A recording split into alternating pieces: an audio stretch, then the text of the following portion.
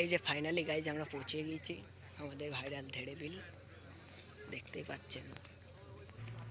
এই যে সব লাইটিং করা আছে, ওই ভাগে বর্ডার দেখতে পাচ্ছেন গাইজ। এবার আমরা চলে যাচ্ছি। এই যে আমাদের জুলুদা আছে আর এদিকে টাইন্দা। ঠিক আছে, বাজারে এই যে এখানে রেস্টুরেন্টও পাওয়া যাবে, বিভিন্ন ধরনের খাবার।